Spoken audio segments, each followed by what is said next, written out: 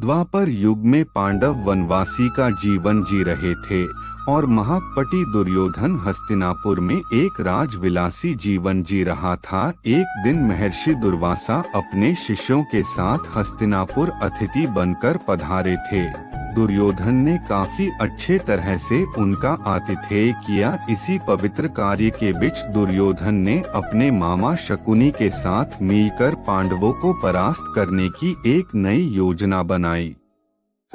जब महर्षि दुर्वासा ने कहा कि हम अब भोजन करेंगे, तब दुर्योधन बोला कि ऋषियों को भोजन करना तो एक महापुण्य का कार्य है, लेकिन महर्षि दुर्वासा मैं आपसे अनुरोध करता हूँ कि इस महापुण्य को प्राप्त करने का अवसर मैं अपने बड़े भ्राता युधिष्ठिर को देना चाहूँगा। इतना कहकर दुर्योधन ने महर्षि दुर्वासा और उनके शिष्यों को नजदीक के वन में बसे युधिष्ठिर की कुटिया में भोजन करने के लिए भेज दिया, क्योंकि वह जानता था कि दोपहर के उस समय पांडव द्रौपदी सहित खाना खा चुके होंगे और कुटिया में अन्न शेष नहीं होगा।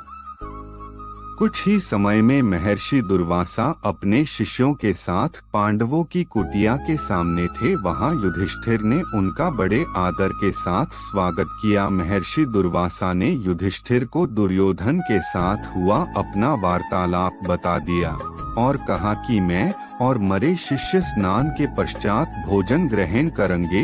इतना कहकर वह सभी ऋषिगण स्नान करने के लिए नदी पर की गए। धर्मराज युधिष्ठिर ने यह बात तुरंत जाकर द्रौपदी को बताई। द्रौपदी ने कहा, इस वक्त तो हमारे पास कुछ भी भोजन शेष नहीं है। द्रौपदी का दिल यह सोचकर घबराने लगा, अगर ऋषियों को भोजन नहीं कराया तो उन्हें महर्षि दुर्वासा के क्रोध और शाप का पात्र बनाना पड़ेगा।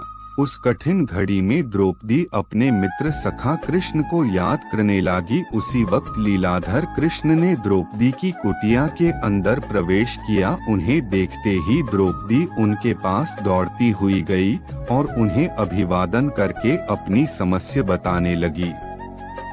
कृष्ण ने कहा, द्रौपदी तुम्हारी समस्या को कुछ समय के लिए भूल जाओ और सबसे पहले मुझे कुछ खाने को दो, मुझे बड़ी जोरों की भूख लगी है। तब द्रौपदी ने अक्षय पात्र लाकर कृष्ण के हाथ में दिया, साथ ही अपनी समस्या भी बताई। महर्षि दुर्वासा और उनके शिष्य कुछ देर में भोजन करने के लिए आने वाले हैं, लेकिन घर में तो जरा सा भी भोजन शेष नहीं है। द्रौपदी की बात सुनकर कृष्ण मुस्कुराए और पात्र में देखने लगे। उस पात्र में चावल का सिर्फ एक दाना बचा था। वह देखकर भगवान कृष्ण बोले, ये क्या, इसमें तो बहुत खाना बचा है। और वह चावल का वह बचा हुआ दाना उन्होंने खा लिया। इधर कृष्ण के चावल का वह दाना खाते ही उधर स्नान करके नदी से बाहर निकले महर्षि दुर्वासा और उनके शिष्यों का पेट भर गया और उन्हें डकारें आने लगी और वह युधिष्ठिर की कुटिया के और जाने के बजाय अपनी यात्रा के लिए प्रस्थान कर गए। इस तरह चावल के एक दाने से ही कृष्ण भगवान में ऋषियों को पेट भरकर उनके क्रोध और शाप से पांडवों की रक्षा की।